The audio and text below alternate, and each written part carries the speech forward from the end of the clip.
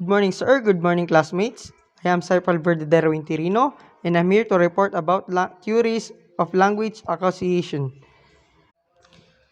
Language is a cognition that truly make us human. Whereas other species do communicate with an innate ability to produce a limited number of meaningful vocalization, bonobos, or even partially learned system, birdsong, there is no other species known to date that can express infinite ideas, sentences with unlimited set of symbols, speech through sound and words. Okay, language is a cognition that truly make us human. Yung language kasi is nagmula na ito sa ating pinagmulan or ancestor. When you say ancestors is mga ninuno. At itong sinasabi naman na cognition is when you say cognition is proseso or pag-aaral. Kaya nasasabi dito sa sentence na ito is language is a cognition that truly make us human. So, with language, na na na na-improve natin ang sarili natin upang maging ganap na tao. Ang purpose naman ng language is pakikipag-communicate gamit ang ating vocal. When I say vocal is ang ating bunganga na pwede makalikha ng tunog or let's say speech sound or salita na nagbubuklod na may ganap na ibig sabihin. Language is a complex phenomenon which is closely associated with the human cognition because a lot of cognitive processes are realized to help of, of language to communicate, exchange information in the form of words which are of certain sound pattern in which are combined in the sentence. Na-explain ko nga dito is yung tao ay ginagamit nila ang kanilang vocal upang makipag-communicate, makipagpalitan ng impormasyon sa kanilang mga kasama sa pamamagitan ng pagpapatong-patong or pagbubuo ng mga tunog na nakakalikha ng words pag ito ay pinabubuklod-buklod, combined in a sentences. Let's move on to the theories of language association. First of all, we have the behaviorist theory. The principle of the behaviorist theory believe that infants learn oral language from other human role model through a process involving imitation, rewards, and practice. Human role models in an infant's environment provide the stimuli and rewards. Okay. From Cutter and Russell, 2004. Dito naman sa sentence na ito or sa statement na ito ay sinasabing ang infant, pag when say infant is yung mga bata or mga bata na which say 1 year old to 3 years old. Ay natututo daw sila magsalita gamit ang kanilang oral. When we say oral is bunganga sa pamamagitan ng pag-imitate or pagpapractice ng mga tunog na kanilang naririnig sa kanilang human role model. When we say human role model is pwede yung nanay, yung tatay na nakakasama niya sa kanilang bahay. Like, yung mga bata is, pag napapansin natin, is yung mga bata, kung anong kadalasan nilang naririnig sa kanilang paligid, ay unti-unti nila itong pinag-aaralan upang kanilang mabigkas ang mga tunog or mga salitang kanilang naririnig. Okay. Let's move on to the next sentence. Behaviorist theory was basically a psychological theory in its essence founded by J.B. Watson is actually theory of native language learning advanced in a parts of reaction to traditional grammar. Dito naman napapasok is when you say psychological theory is yung sa pag-iisip or when you say psychological is yung pag-iisip ng isang tao, pag-iisip ng isang tao.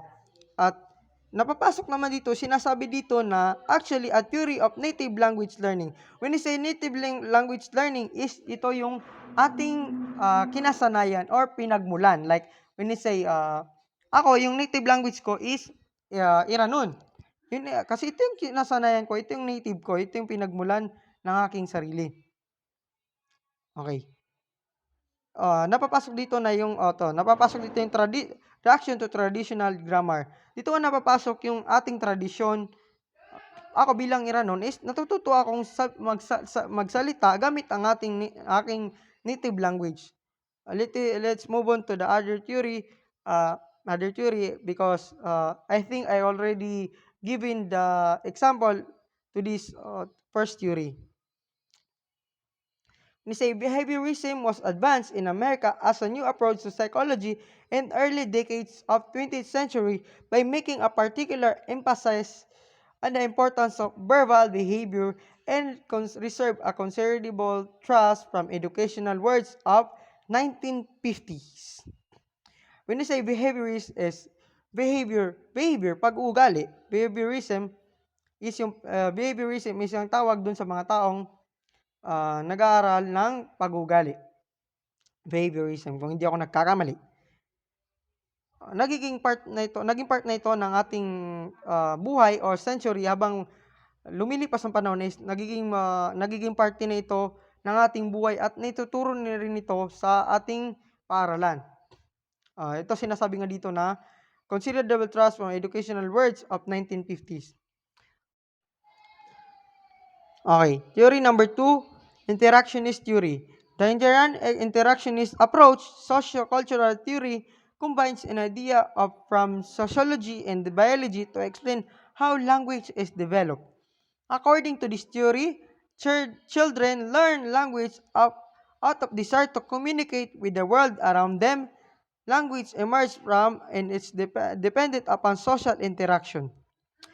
Dito naman sa theory na ito is when you say interactionist is yung pakikipagsalamuha natin sa paligid natin. Napapasok dito na sinasabi na yung bata daw is natututo siya magsalita ng language sa kanyang sariling kagustuhan na makipag-communicate sa kanyang paligid. Let's say, dito napapasok yung sinasabi ni Sir na nurture. Napipilitan or kinakailangan ng taong pag-aralan ang isang language na nakakarami or ginagamit or labis na ginagamit sa kanyang paligid upang makipag-communicate siya sa kanyang mga kasama sa isang lugar na yon. Let's say, example ko is yung sinasabi nila paano yung example ni Sir na yung bata, paano yung isang Amerikano is lumaki siya dito sa Pilipinas. Okay, yung isang Amerikano, let's say yung bata na Amerikano is lumaki siya dito sa Pilipinas. So, hindi naman kasi na pwede niyang sabihin or pwede niyang i-acquire yung kanyang language bilang American, nakapaligid naman siya sa environment ng Philippines, which is ang ginagamit sa Philippines, majority ng ginagamit sa Philippines na language is Filipino. So, sa kanyang kagustuhan na makipag-communicate sa nakapaligid sa kanya, world around them, kailangan niya munang pag-aralan ang language na ginagamit sa kanyang paligid. Okay.